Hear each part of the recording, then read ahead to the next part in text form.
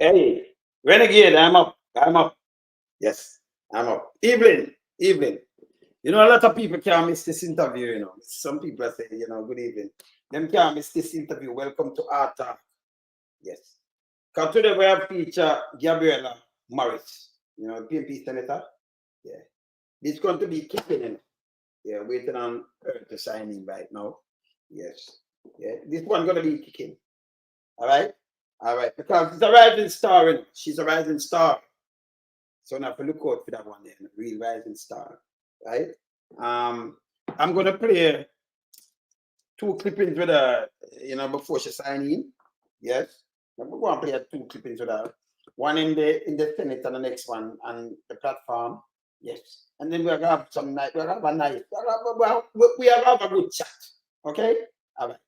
What's this? Celebrated 60 years of independence. Time come for the next few years to be years of action from us if we wish to truly secure the future for the next generation. And so I want to say to the Prime Minister with the utmost respect that the focus should not be on pushing back at critics. The focus should be on pushing back against poverty by creating people-centered policies. The focus instead should be on pushing back against crime by identifying those root causes and creating serious programs and policies to counteract the challenges. I dare say the focus has to be on pushing forward, not back, with education by building a world-class education system that truly prepares our young people to thrive. We have to attend to these pressing challenges. Our politics might be different, but this is our Jamaica. We have to move with a sense of urgency. My generation, the generation of your children and grandchildren, it depends on us doing the right thing right now. Time for. The time is now if you want a better Jamaica. Hey, good evening. Senator Gabriela Morris. How are you doing? Can you hear me? I am good. Thank you so much for having me. Good evening to all your viewers. Yes. How is everything? Everything all right? I think we start after play a little clip with you first, because Well, everything is going so far. Yeah, I cannot hear you properly. You can hear me? Can you hear me properly? Oh, are you hearing me now? Yeah. Yes, I'm hearing you. Yeah, you're in me. Okay. So let me start the art talk now, because I would like you to give me a rundown, you see, and your humble beginning. Like place, birthplace, date of birth, family life, school, and career. And can you tell me how and why you enter politics? Okay. All right. So let's start with where I am from.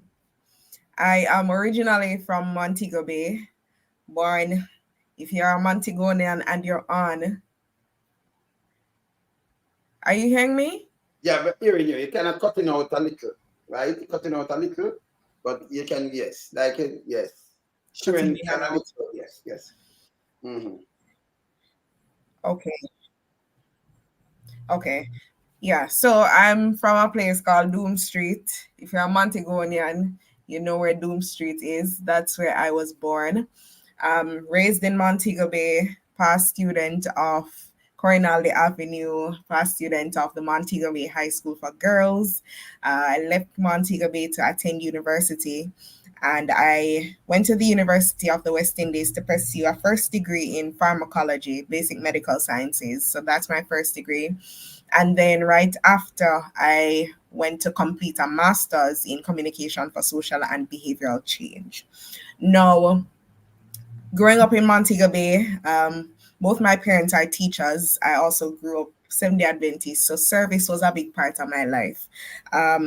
I came from a family that traditionally supported the People's National Party. My family is from Westmoreland, so you know how that go. And my grandmother's maternal, her married name is Patterson. So you're coming from a family like that, which traditionally supported the PNP.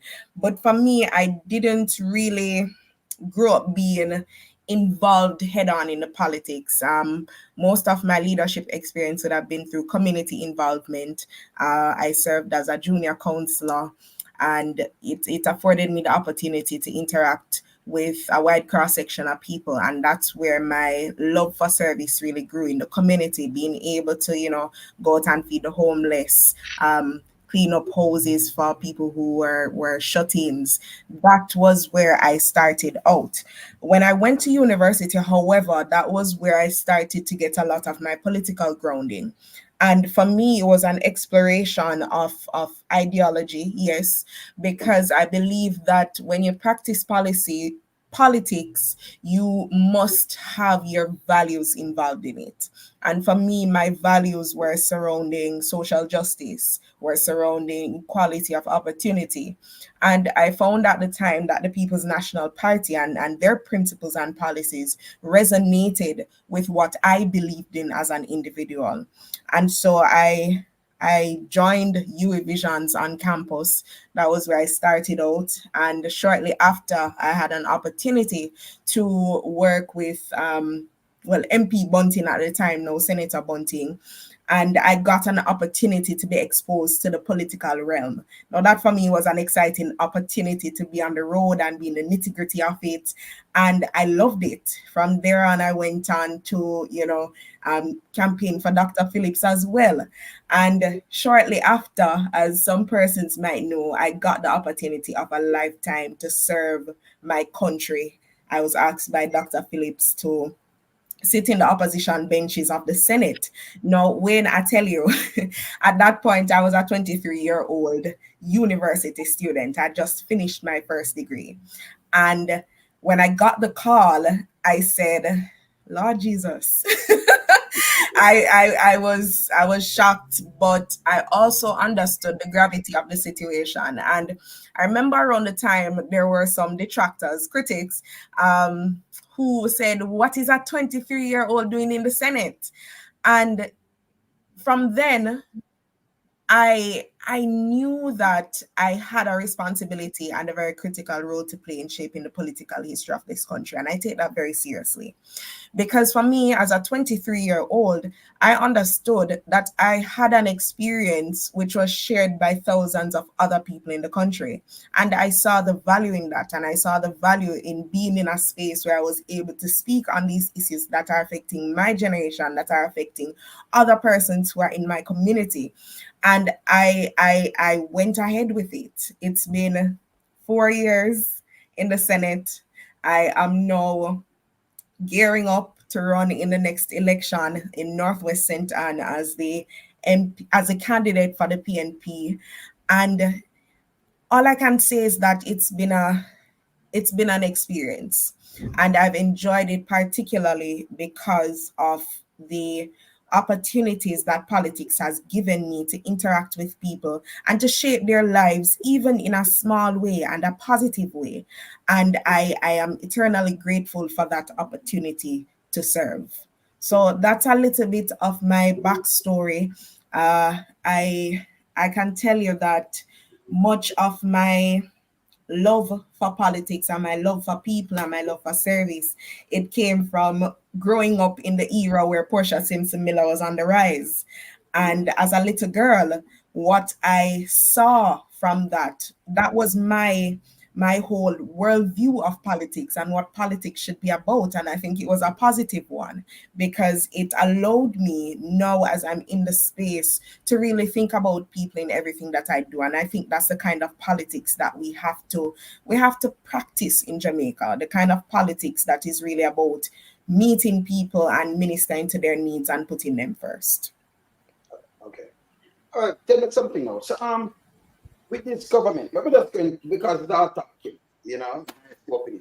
With this government, what is really going wrong in the country right now that if the PNP come in, you don't want to change with this current government? Just tell me everything where it's going wrong. Yes. If them doing good, All you can right. do it. If them not doing good, you just tell me. All What is right. going on? Yes. There's so many things that I could, yeah. That's I mean, there's so many things that I could touch on. I think the government has lost their way. I think they have become quite careless in how they choose to govern. I think that pertaining to education specifically, I am especially worried. I was at a meeting out in St. Mary on Sunday, and as I was speaking, I could feel just the anger inside of me because of what I see happening in the education sector. Now, for me, as somebody who grew up on Doom Street in Montego Bay, my parents are public sector workers. Education was my means of being able to have upward social mobility to move forward. And for a lot of young people, for a lot of families across Jamaica, education is that vehicle out of poverty. We know this. So for me to look on and see the kind of pussyfooting that is going around, that's the best way I can put it, going on in the education sector, it hurt me. When we look and we see that school is about to start in a few weeks, and there are still some schools with damage from Hurricane Beryl that all know they don't know what's gonna happen, it can't be right. And I've been critical of the Minister of Education because I see that she tends to be very reactive and very slow to the draw.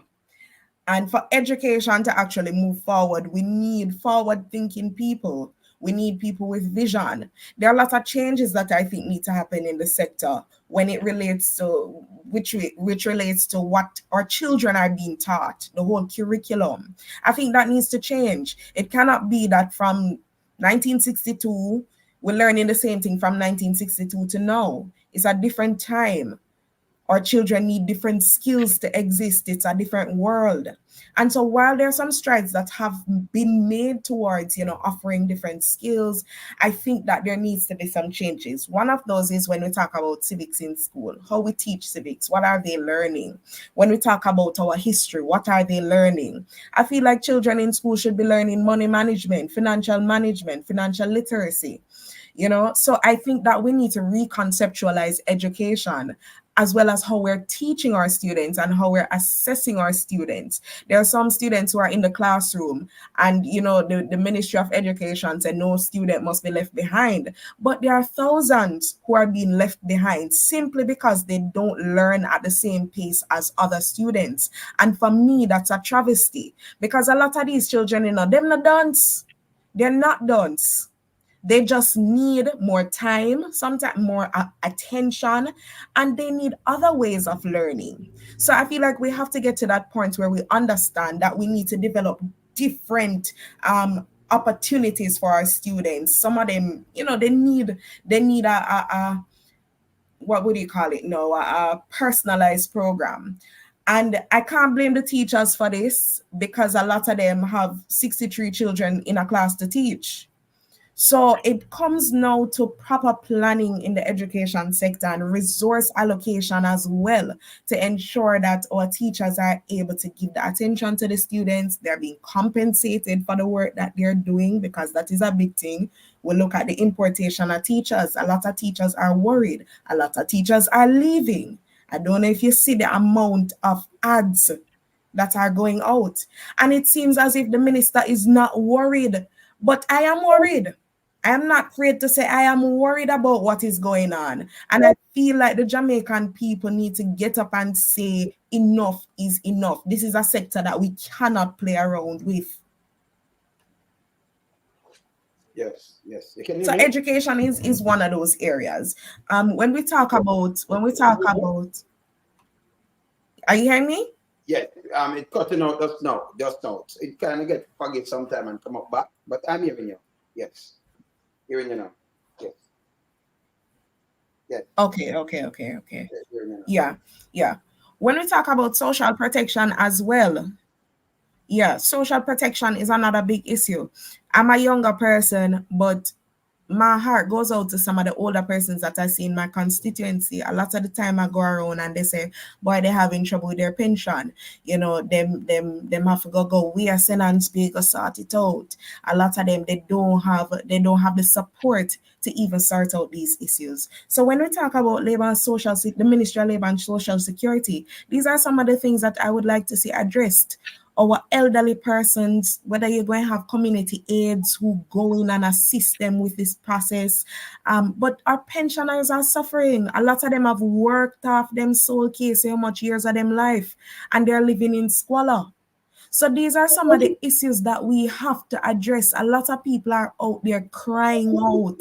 And this is why I practice politics. This is why I got involved in politics. Because there are a lot of people who will not come on a Wayne Lonesome program and say the government are the foolishness. They will not come on it. And they need somebody who is able to come on it and say it and to call out these things. So we have a lot to fix.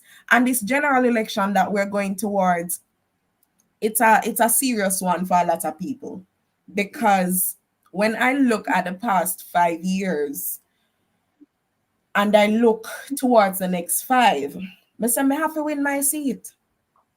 I have to win my seat, because I don't think Jamaica can take another 5 years of this government. I don't think that it's not possible. No. Mm.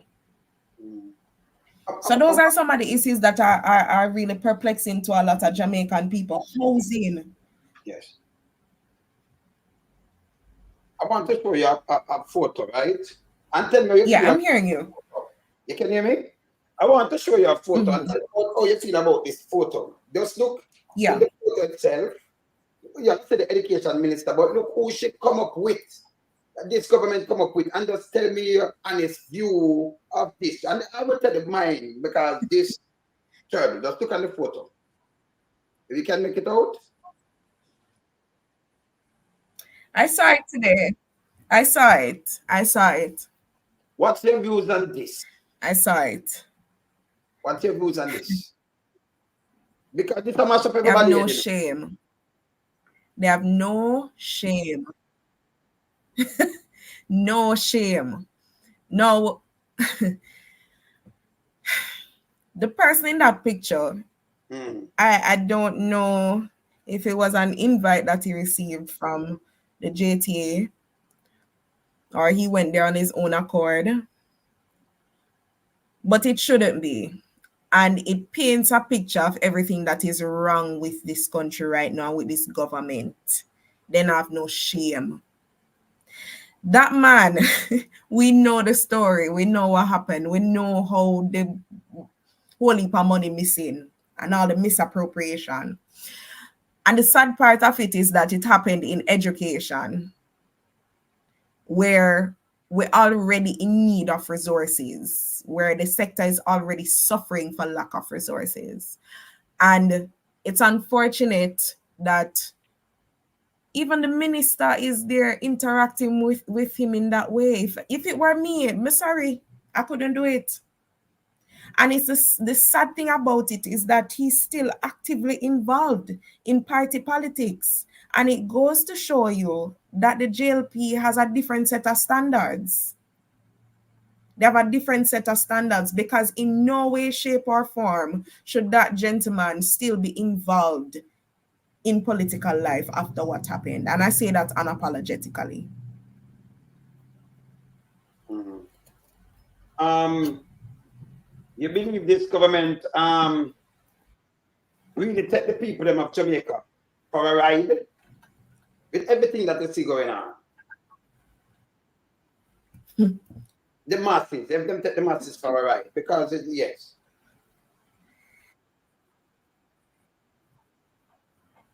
Of course they do.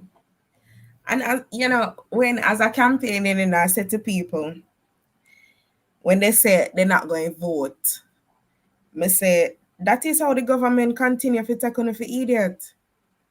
Because you see, when less people vote, it's easier to buy people, it's less people to buy. You understand? And the government has realized that if less people participate in the political process and if more people just don't pay attention, then they can get away with more things. So you see, I'm not only going to beat the government this time, but I'm going to say to the Jamaican people, I'm going to say to your listeners, pay attention, hold them accountable, call them out. You understand? Because when we are silent, them say, all right, them now look, and they do whatever they want. And that is how they've been operating. You understand? So when we look at the fact that, all right, the prime minister can come and say that he's gonna build, I forget the actual figure, I can look it up. He's gonna build thousands of houses, knowing that in 1 year he was only able to build say 200, but yet him a tell we say him go build about 5,000. 6,000. That is taking us for idiot, because all of us can see, yeah, all of us can see what 6,000, right? All of us can see how many you've been able to build each year. Yet you're going to come and tell us that, all right, remember, we're in an election year. All right, we're going to build 6,000.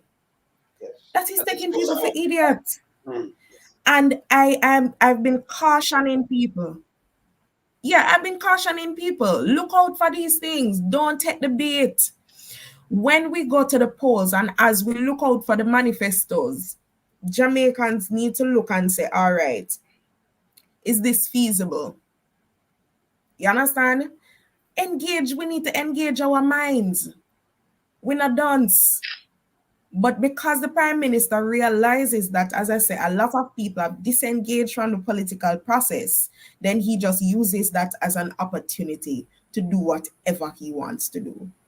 Mm-hmm. He can't continue. Okay. We could touch a little bit on the health system. Oh, you grade the health system from 1 to 5. Well, me know me grade it, I mean, I'll tell you yet, but I'll tell you after.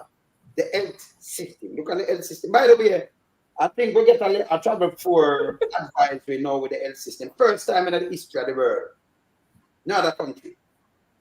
Under normal circumstances. So, you agree with the health system. Yeah. And the minister himself.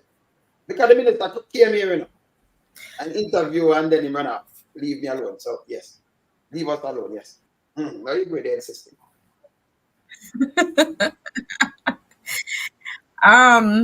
I would give the health system 1, and that 1 is for the workers because they're the ones keeping it afloat.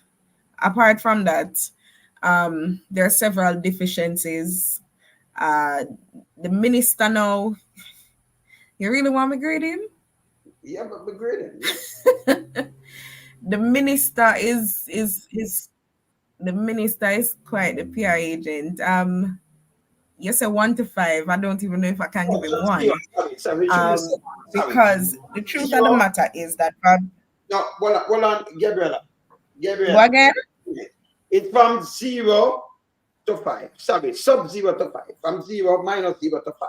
0 to 5. Yes. Yeah. I don't even know if I can reach 1.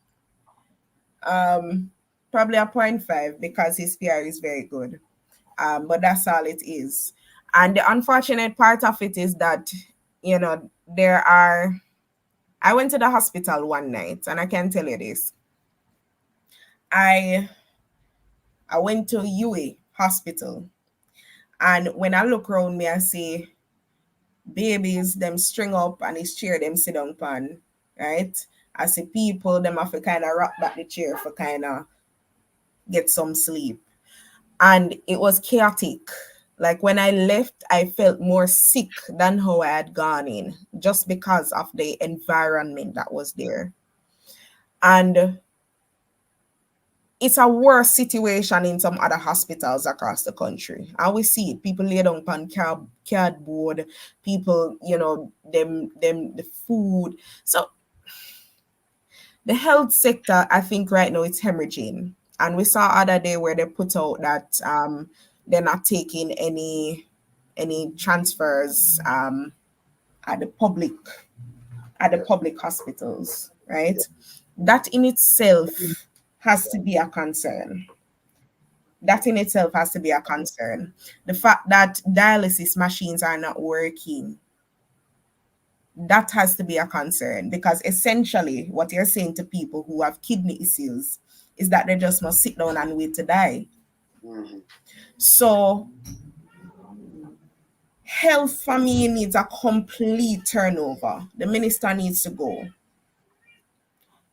As why your president have called for him to go them cost way. But I believe that he needs to go. Somebody needs to take over who is affair with how the sector needs to be run, who is affair with the kind of compensation that is due to workers. Because a lot of these doctors, them make it one because they're out there, they're slaving out, but the conditions are woefully lacking. They don't have the resources. When we look at the fact that the health minister could have spent on Jamaica Moves, and no, listen, I'm not saying that Jamaica Moves is a bad program. Maybe I would give him another 0.2 for Jamaica Moves, because in itself, it's a good program, right? But when you spend the kind of money that was spent on Jamaica Moves, right, when there are hospitals that don't have when there are hospitals that don't have dialysis machines. No, for me, that not match up, because these are essential services, you understand, that are necessary for the proper functioning of the health sector. So the minister needs to go. They need to get somebody in there who understands the sector a little bit more and who is not just trying to put a plaster over a big old festering wound, because that is what the health sector is right now. When we talk about local clinics, a lot of them, I don't know if you saw it, I put out a video when I just entered the constituency, because I look and I see the state of the runaway bay health clinic. And that's the condition of a lot of these clinics. Now, these are where hundreds of people go to access health services. A lot of them can't go to the hospital because, as I tell you, St. Anne's Bay Hospital is a case in itself. So they go to the clinic. Even when they go to the clinic, the conditions there are poor. You understand? The nurses are working with little to nothing. So, as I said, more investment is needed in the health sector. I know that with a PNP government, we would have a health minister who is certainly familiar with the ins and outs of the healthcare industry. Dr. Dawes has been advocating a lot, and I think he would do very well as the minister in kind of setting things straight and reprioritizing, because, as I said, the priorities right now of this minister seem misplaced. So this minister, right now, is the more PR stunt minister more than a health minister. He's not a health minister, because the American have a PR stunt, tricking people. But I would give him, well, we give him sub-zero, minus. We don't give him 0, but you still give him a better rating than me. I'm telling you. Because how much you give him? Minus 0, yes. I'm tell him. You come on the program, you know. So in ratings not there. Right? Because the dialysis machine and all these kind of things, no beds, no medication, nothing. And then we interviewed him before, but he said can't continue. Yes. So it's the info move. That means not do good. So not continue. Continue. Man, I'm going to repeat. Yeah, I'm going to try and join from my phone, because I'm going to try and join from my phone, because I realized that the internet on my laptop is a bit blotchy. All right, no problem. Try join from my phone. All right. Yeah, so just give me 1 minute to join from my phone. All right, good. All right. Yes, good. All right, people, I'm gonna play a speech from Senator Morrison. You know, it's come back, right? All right, let me play this.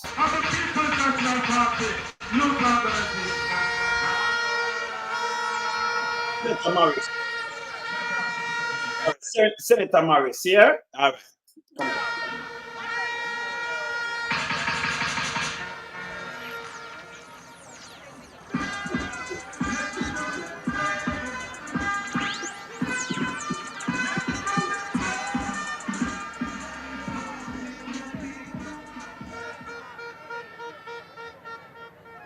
Party president and the next Prime Minister of Jamaica, Comrade Mark Jefferson Golding, General Secretary of the People's National Party, councillors, councillor candidates, and you, the workers, the warriors, the foot soldiers, the stalwarts, the lovers of the greatest political movement, the People's National Party. I greet you with love. Today, a very important announcement was made.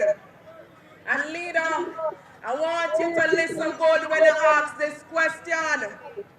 Comrades in Port Maria, if you're ready, let me hear you say ready.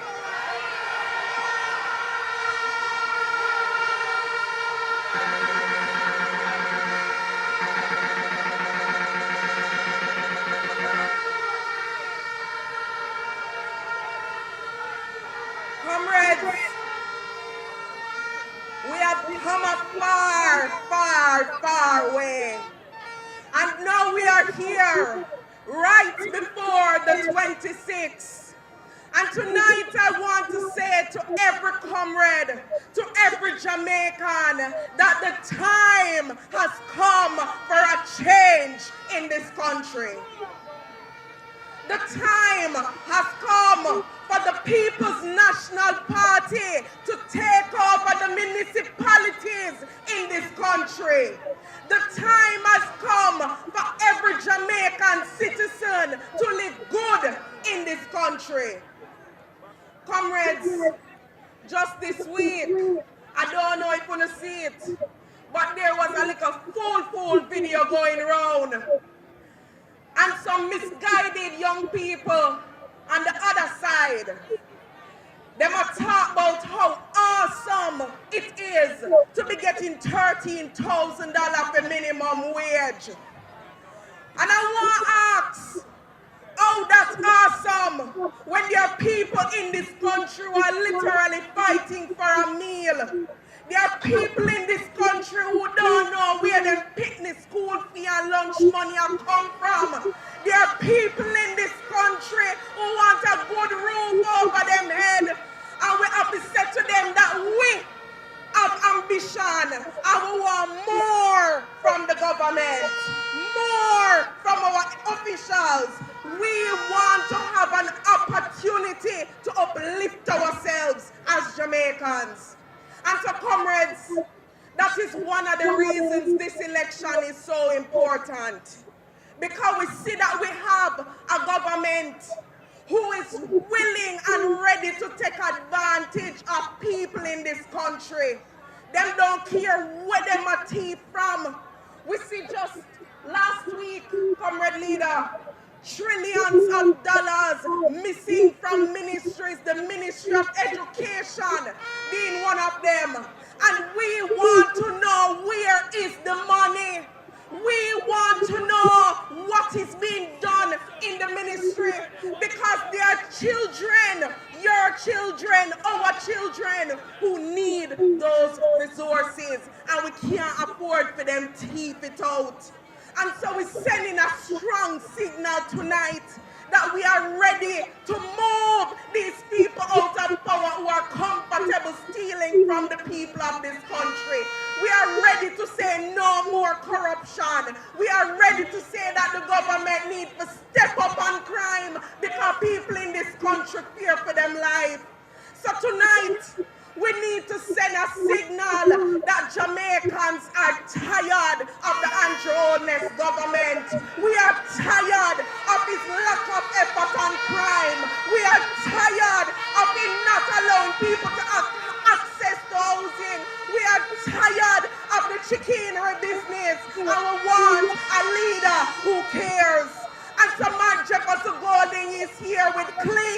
hands and clean hearts. He's here to serve the Jamaican people. And so, comrades, as we move towards the 26th, we not just dress up in orange clothes because we love dress up in orange clothes. We are dressing up and we are showing out as comrades because we believe that Jamaica needs a rescue mission to rescue us from these people who want to turn our country upside down. And I'm telling you already, and I'm going to tell you again, if we're not going to wreck it, the PNP going to have to take it. So we are saying tonight that we are ready. Our local government representatives are ready. They're standing with the people. And we know that when the trumpet sounds, when the 26th arrives, the People's National Party comrades from near, comrades from far will be shouting victory, victory, victory, victory, because time come right now. The word is love. The word is love. It's your bus to place. The word is love. Can you hear me? You can hear me? You hearing me? I'm hearing you now. Are you hearing me better? Yes, I'm hearing you better. Yes, I'm hearing you now. Yes, yes. All right. So, All right, let's good. finish off with you hearing me? You can hear me? Yeah, I'm hearing you. Okay. So we can finish off with our Conrad Regional Hospital, because I mean you're born in Mobile and St. James, so that is a story I know from 2016, 17, and billions after. I don't know what the health minister doing, but you're taking the Conrad Regional Hospital because it's really bad.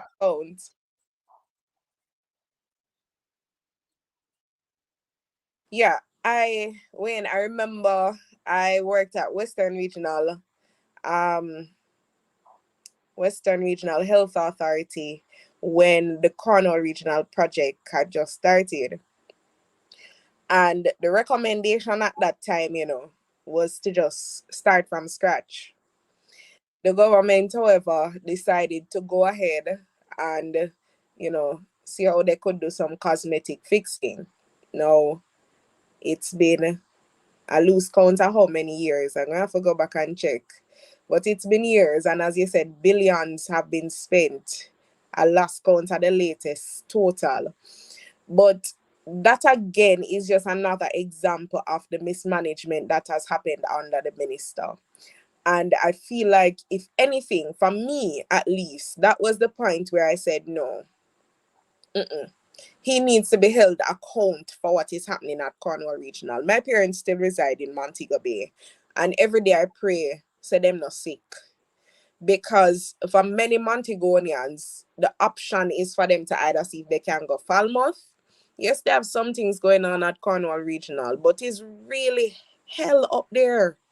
It's hectic to get through. The facilities are lacking, and so it's either you're going to go try and go Falmouth or you're going to go private. And the hospital option is hundreds and hundreds of thousands you have to spend when you go hospital.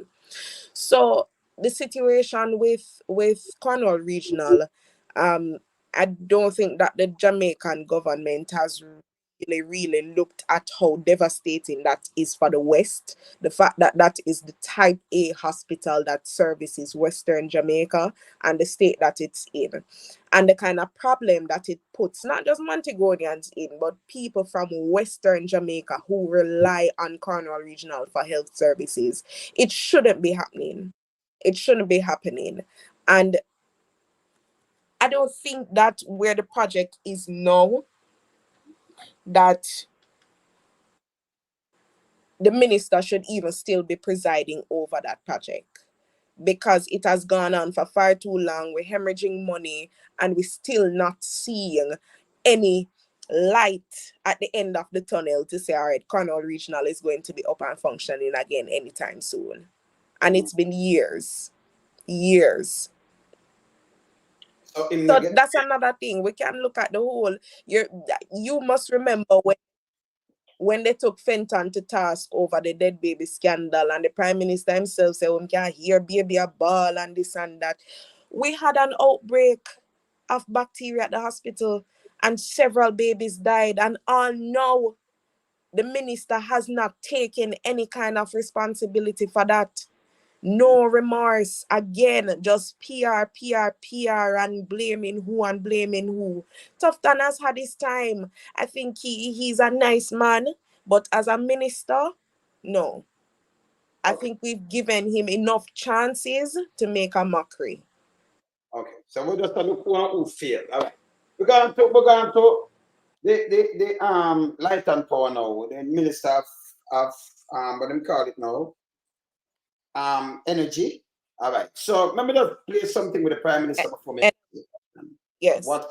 Let me play this. The Labour Party will make sure that we put in place more efficient electricity generating plants to bring down the cost of electricity to you. I don't like to make promise. I make commitment. And under the Labour Party government, we are going to ensure that we bring to this country the big power plants. We are going to ensure that we bring to this country the big energy companies that can put the money in here to build the plants to give you cheaper and better electricity. So, all right, this was a 2016 election promise. A matter of fact, nothing never keep it. Nothing. That is anti-honest, you know. With the energy and we're going in a St. Elizabeth now, and the people them still in a blackout and I use with the blinky. What's your take on it?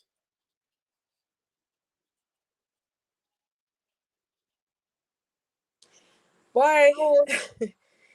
So I saw the minister trying to distance himself. Well, not just Vaz, but also the finance minister trying to distance himself from what's happening with JPS and saying, you know, JPS is essentially it's their own doing and the government wasn't made aware of it. JPS is saying the government was made aware of it, and it's a whole back and forth right now. But I know that a lot of people, including myself, afraid to go check them bill, because once they said that they'll be providing some subsidies to people in St. Elizabeth, which is a good move, I knew that somebody would have to foot that cost. And unfortunately, JPS is spreading it across its customer base. So we're seeing people who used to have a $13,000 bill now paying $100,000 for their light bill. Now, for me, that same promise that the Prime Minister made in 2016, a lot of people were like, yeah, man. Yeah, it catch a lot of people. I'm not going to lie. But when you look at the fact that over his term, you've seen little to no changes in the arrangement with JPS. And not just that, you've seen little to no development in alternative energy solutions. It's ridiculous. 2 weeks ago, at the close of Parliament, we passed a bill that would have made it essentially easier for persons to import solar energy equipment, right? So more persons would be able to install panels and, you know, come off JPS grid. That in itself is a good thing. But when you look at the underlying issue, which is who can afford this, it's really not helping the everyday person who really needs to see that cut in their light bill, who can't afford, you know, to pay a $13,000 light bill. It's not helping them. It's helping people who already have the resources and who already have the deep enough pockets to afford it. And so one of the things that I know that a PNP government has been researching and has been looking to implement once we become government is how we can really have other energy solutions working for people, for the everyday person in Jamaica. So we can see a farmer being able to put up him solar panels and cut cost. You understand? We can see a household of 4 being able to install them solar panels, get their subsidy, install that, and cut their bills. So that is what we need to move towards. The arrangement with JPS right now, it needs to be completely reviewed. And I know that Paul Will has been speaking a lot about that, and we've looked at it in our own meetings. But it needs to be reviewed because obviously there are some issues there, and it's the people who are suffering, you know.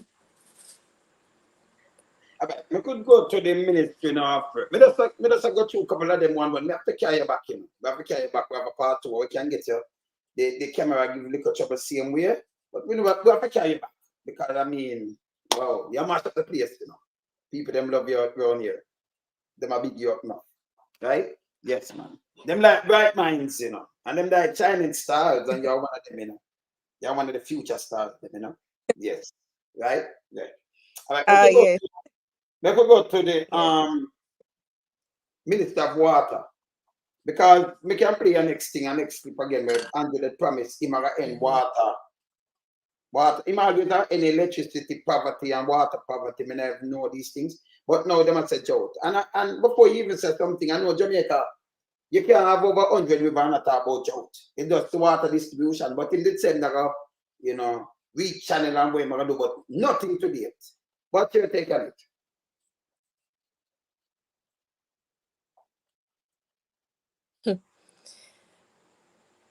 So in Northwest St. Anne, water is a significant issue.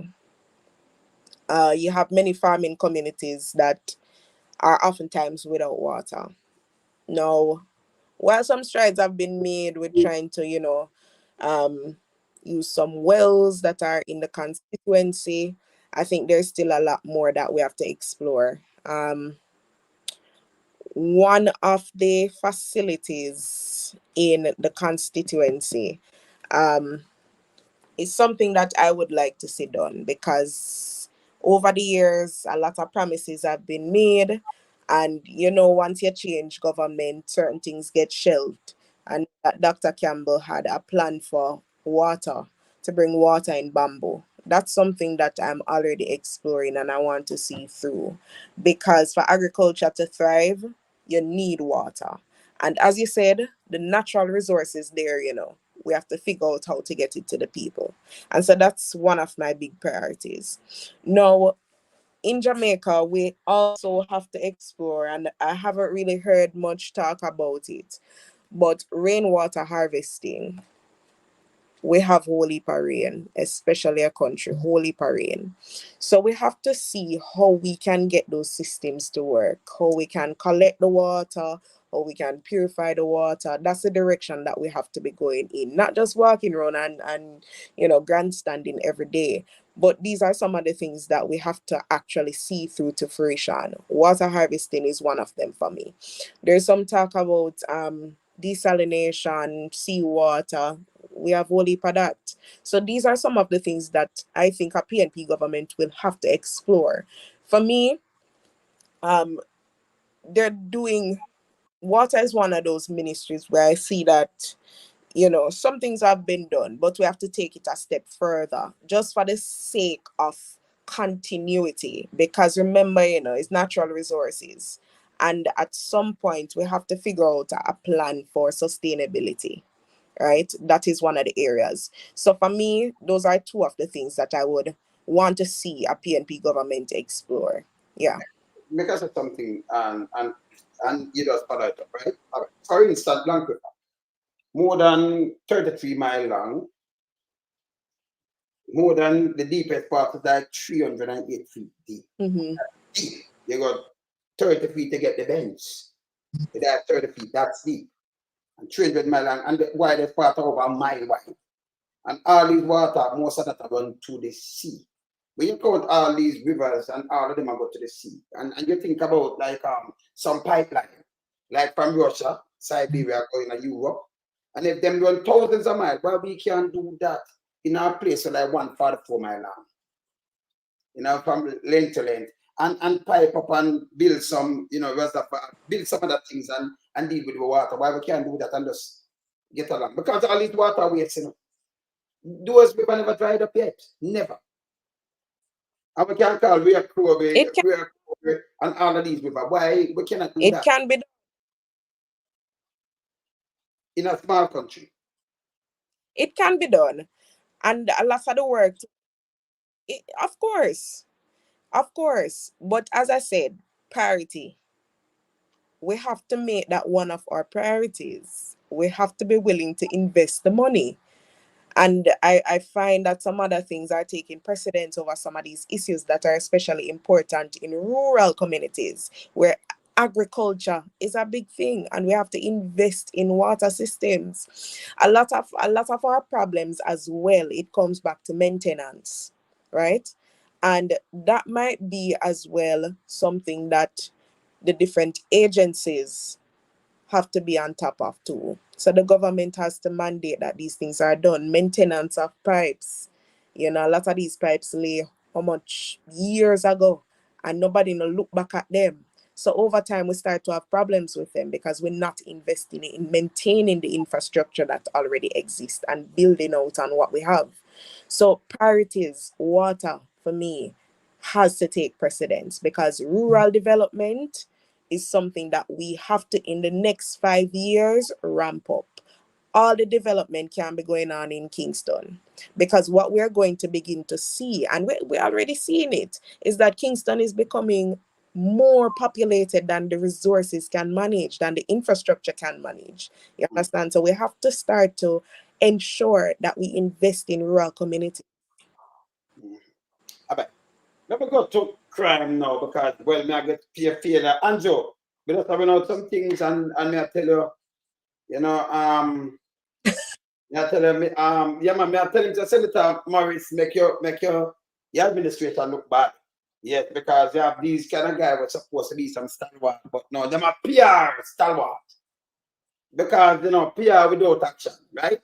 PR, pure rubbish. PR, pure rubbish. PR stuff. All right. So we're going to crime, but Pure.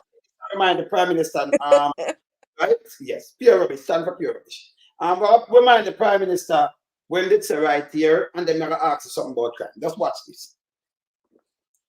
Leader used his tour to launch an assault on the government's fight against crime. Mr. Holness and opposition MP Desmond McKenzie were in the community today. Andre Jebinson reports. The man in charge of the security portfolio, Peter Bunting, had a tour on Sunday, and Mr. Bunting, who receives the crime figures daily, insists there is no increase in major crimes. But opposition leader Andrew Holness has his own view on Friday night's shooting in Seaview Gardens. It is an example of the growing level of criminal activity within Jamaica. Crime is once again rearing its ugly head, and it is really a cause for great concern. Mr. Holness said the mothers feel let down by the government. The government has a role to play in this. The government has a duty to secure and provide security for the people of this country. And I think in talking to that mother, it was clear to me that she felt that the government had abdicated its role in providing security. Mr. Holness said the opposition will be holding the government accountable for its role in controlling crime. We had managed to bring down the murder rate 3 or 4 years ago. Now it is climbing. We are concerned. We are very worried. And our visit here today is to give the people of Seaview Gardens, but Jamaica in general, the assurance that the opposition is speaking out firmly against crime. Not only that, Mr. Holness wants the entire country to send a message. All well-thinking Jamaicans should raise their voice in concert against the high levels of crime and against the government in not doing enough in controlling crime. Okay. Senator Morris. Senator Morris? Yes, you hear me? Yeah, man, hearing you. Good. All right. Yeah. Yeah, I Because turn. I can. Yes, I can hear you. All right, that's good. All right. All right. So you hear what the Prime Minister said now when he were in opposition. Him say all well-thinking Jamaican must raise them voice in unison, together, in one, in concert against the government. Hold the government accountable for the crime. Now, without him come out and say, the people in Jamaica hold the opposition to accountable for the crime. Him can't have it both ways. You're taking crime.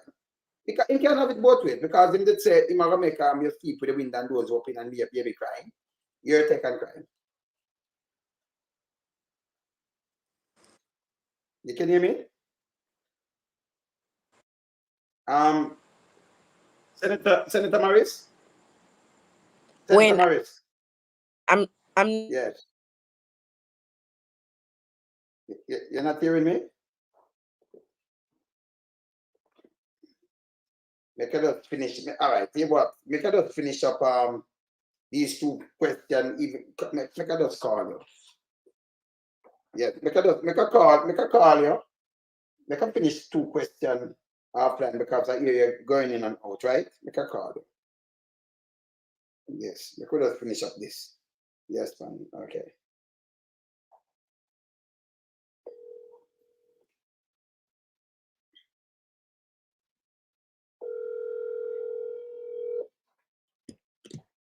We definitely have to carry her back, you know. Right? Yes. We're going to carry her back, but make her finish it on the phone now. Because we have to carry her back, right? Hey, all right. Senator Morris, make her finish it on the phone because Twitter, it's a stick like you're going on. So, and then we're going to carry her back. Because you know we have to follow it up, right? All right. So we're talking about crime, right? Hold on, go again. I'm not hearing you. You can hear me now? Can you hear me? Yeah. All right. Yeah. All right. So we're talking about crime, and we just play something with Andrew Holness, with the Prime Minister, when he were in opposition, and him tell all members of Jamaica to hold the government, you know, raise the voice in unison and hold the government accountable for crime.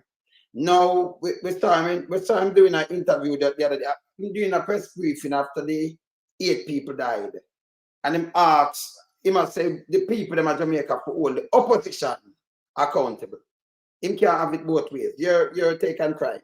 And what's going on in Jamaica? No.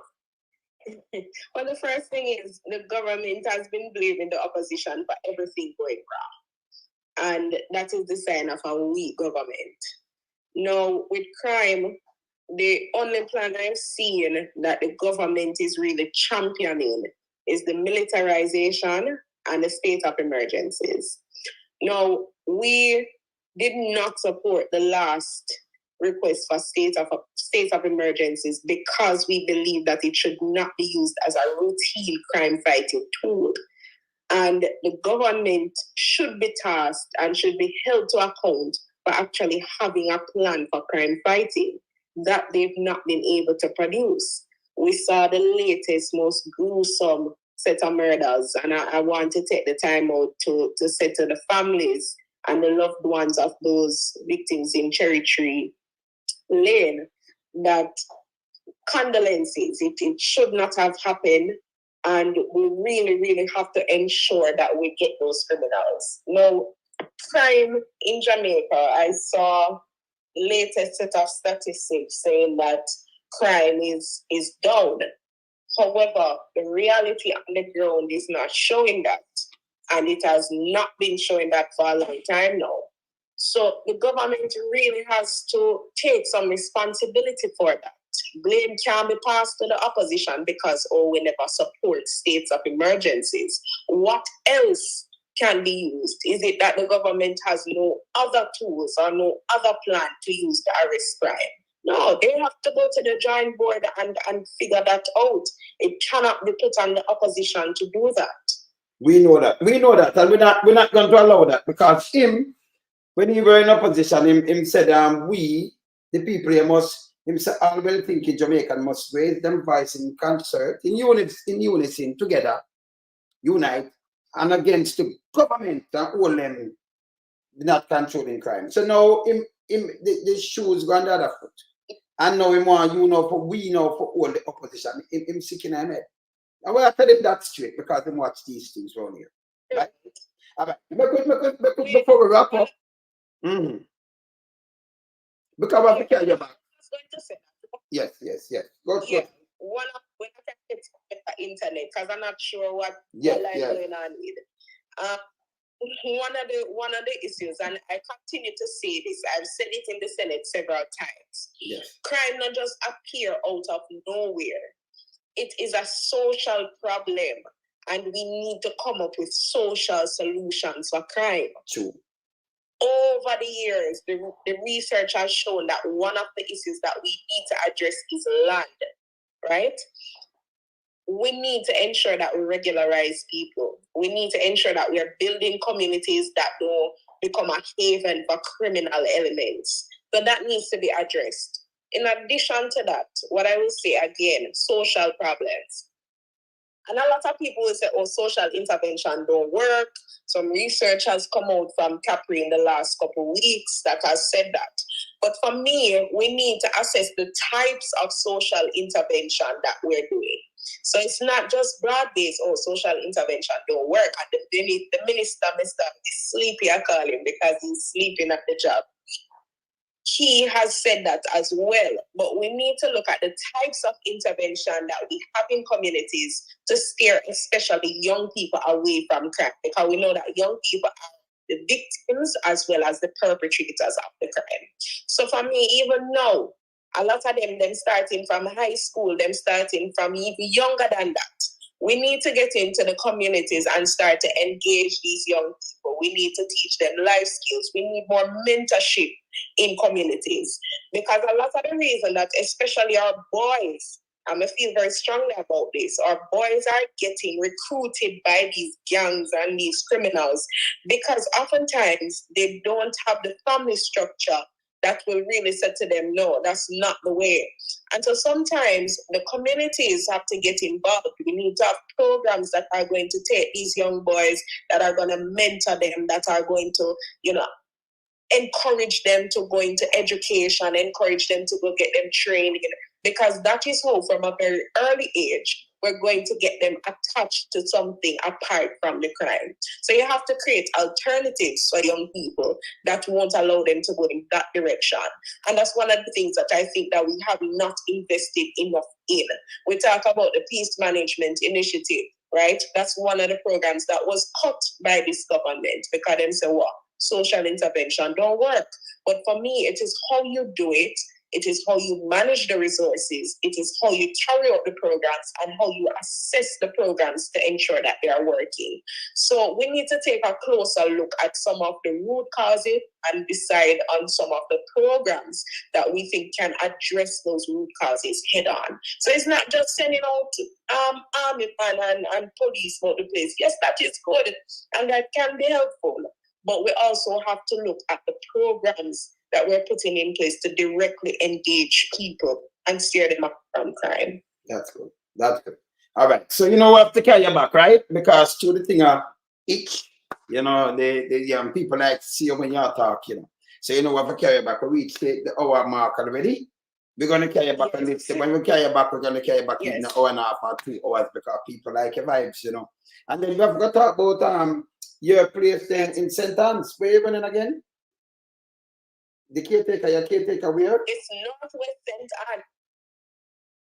For Northwest St. Anne. You can give us some of the district where it cover.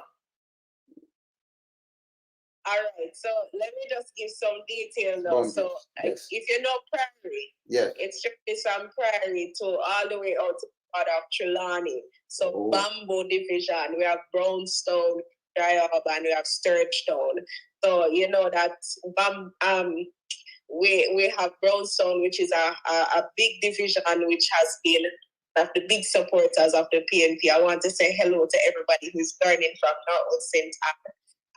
It's a rural constituency. As I said before, we have to begin to invest in rural development even more. You understand? Yes. It's the educational capital St. Anne.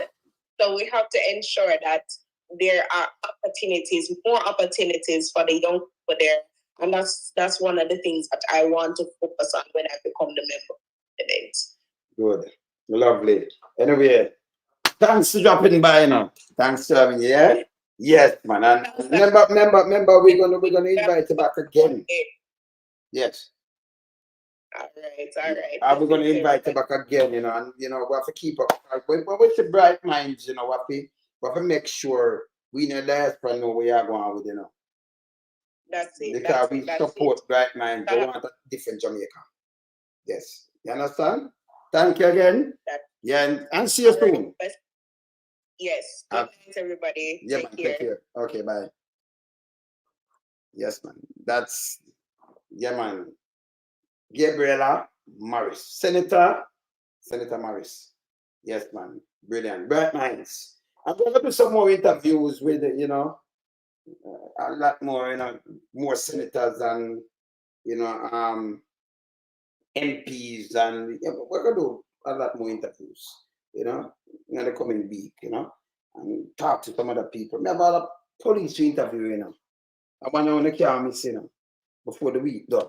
We soon put it up and want to see what I go on and thing, yeah? So when I can't miss that, So when it does, and when I hear what go on in the whole JCF and the stupidness and yes, you understand? So when it does, look out before the week done. We're going to interview a police. Very interesting. He might come born on the place. All right. And we're going to carry her back. Senator Morris, we have to carry her back, right? The camera system, like the internet, giving some problem. So you know, see how good and it could delay. So we definitely have to carry her back. Okay, but we can't hear about good enough, but we want to see how good and you know more questions. Yeah. So thanks for tuning in to our talk. Next time, I'm out. Bless.